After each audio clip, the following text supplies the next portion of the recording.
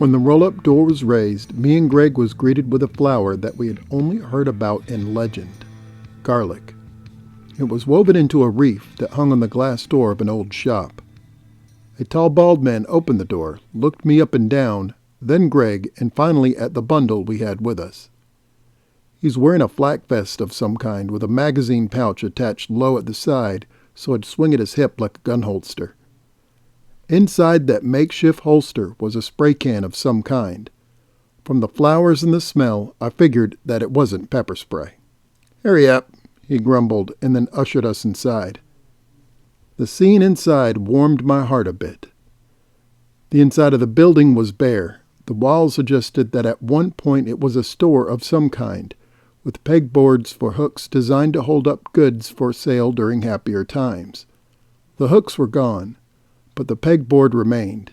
An ancient cash register sat toward the back, collecting dust on a glass counter. A large round table sat in the center of the room. The bald man sat in a folding chair opposite the door.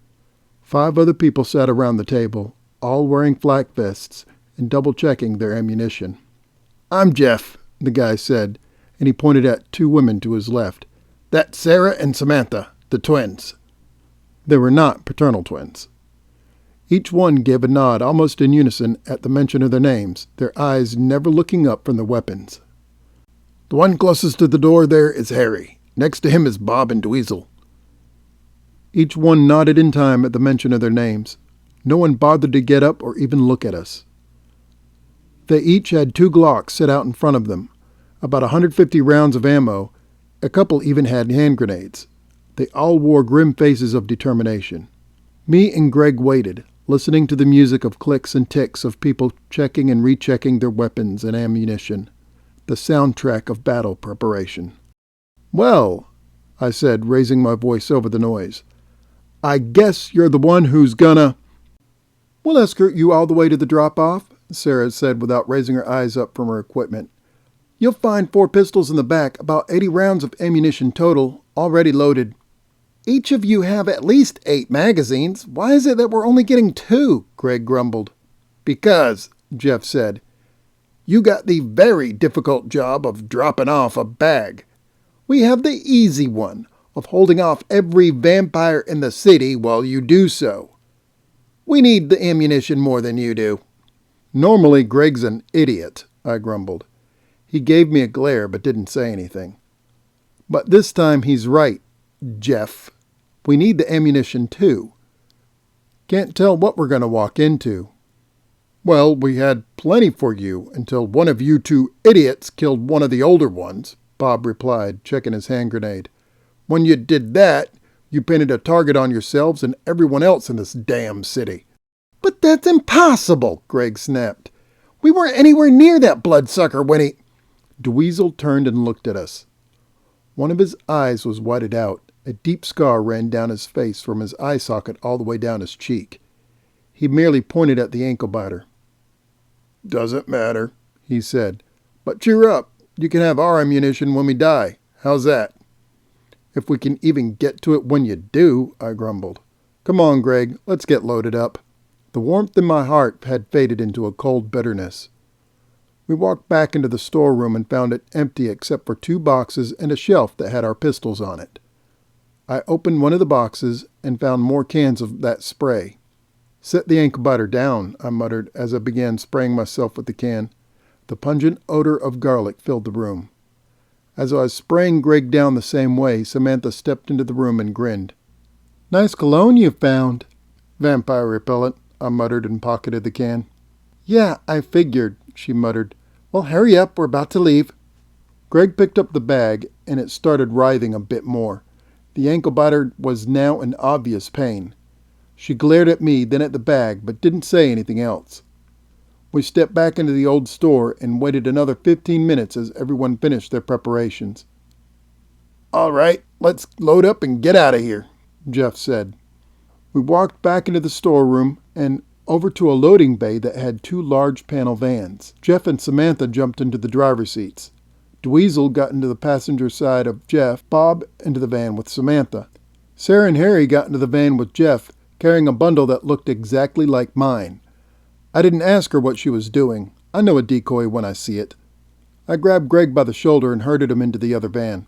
Fortunately, the trip wasn't nearly as exciting as our last one. Each one of us was left with our own thoughts. Samantha wasn't a talkative type. Neither was Bob. Greg gave me a brave smile, but didn't say much.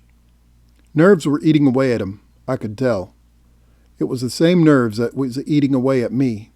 The thoughts of doubt and failure crept into the corners of my consciousness. Failure meant death. Death not just for me, but for all of us, for everyone. A living, walking death of a life being herded and culled like cattle, or worse. I pulled out a wedding ring from my pocket and held it tight in my hand, closing my eyes. "What's that?" I heard Greg ask. "Nothing," I mumbled, not opening my eyes. "Is that from the thing?" he asked. I nodded. "Thing? Wait a minute. You were a part of that?" Bob asked, glancing over his shoulder at me. I nodded. "How the hell?" he asked. "How did you do that? How did you survive?" "Just doing what we're doing," I muttered, keeping my head down and staying on the move, really. Greg looked over at me. "I've heard the stories, but I want to hear it from you one day. When we get out of this alive and hand that ankle biter over, I want to hear it from you." "I make no promises," I muttered, opening my eyes. I was expected to get 1,000 questions that I always got when it come to talking about that night. Instead, mercifully, the van pulled to a stop. "We're here," Bob muttered as he pulled a pistol out and scanned the area. The back door opened up to an abandoned home. The yard was overgrown. A rusted chain-link fence ran halfway around the property. The other half lay on the ground, leaving a line of metal poles to mark the edge of the land. The house itself had peeling paint and a porch that looked as if it was nothing more than a home for termites. There's a large picture window on the porch that had been broken by some kid's rock long ago. The house stood at the end of a dead-end street of an old neighborhood that had more dead houses in it than living ones. The asphalt was bleached to nearly the same color as the crumbling drive. It was hard to not see the images of families and loved ones that must certainly have occupied these empty homes before. The barbecues and Christmases that would no longer be enjoyed. The lives that are long gone that should still be here to be shared and celebrated. "Something's wrong," Samantha muttered. "Your partner's not here," I replied, looking up at the sky. I heard nothing, but if I concentrated, I could see the faintest swoop and dive of a bat. A very bad omen. A light flickered inside a room in the back of the house, then died again. "That's not a good sign," Bob muttered, a touch of nerve and adrenaline in his voice. I nodded and pulled one of my pistols out. Greg carried the ankle biter in one hand and pulled a pistol out in the other. "You two, stay behind me," Bob said. I gave Greg a look. He just shrugged. The four of us went inside as the headlights for the other van arrived. There's supposed to be 4 individuals waiting for us. Instead, there were several random lumps on the floor of misshapen things that we could barely see in the dim light. Dread began to fill me. "Greg, we should probably start heading back right about now," I muttered as Jeff entered the building with his entourage. "Something's not right," Jeff said with trepidation. He pulled out a flashlight and began scanning the room. 4 of the lumps were torsos. Each torso was missing limbs. The arms had been wrenched off like someone tearing the limb off a tree, then tossed aside. There was so much carnage, yet very little blood. I shuddered and looked away. "What the hell do we do now?" Jeff muttered. "We get the hell out," I snapped. I got no further than that. 2 thin beings with pale white faces flew in through the shattered window. As gunfire erupted, I turned and looked down a hallway. A third vampire, one in a dusty suit and ripped from the 30s, complete with a bowler hat, stepped into the room. I pulled the can of garlic spray out of my pocket and sprayed him in the face as much as I could. The vampire gasped in pain and stepped backwards. He was engulfed by a wall of mist. I motioned to Greg to start running for the back door. "Witch's Haven!" Jeff shouted. "What?" I turned and looked at him. He was being held against the wall by one of the vampires. Blood was pouring down his face. He seemed to be missing an eye. "Go! Witch's Haven!" he muttered and gasped again. I raised my pistol and fired. The vampire's head exploded. Jeff collapsed backwards against the wall and sprayed garlic upon the vamp. I didn't stick around to see what happened next. We dashed out the back door into a yard that was equally overgrown. "What the hell do we do now?" Greg muttered. "Witch's Haven," I sighed and turned towards the wood. We'd have to traverse through the woods to get there. That meant going through werewolf territory. I began running towards the wood line. "But werewolves," Greg huffed behind me. "I know," I said, still running.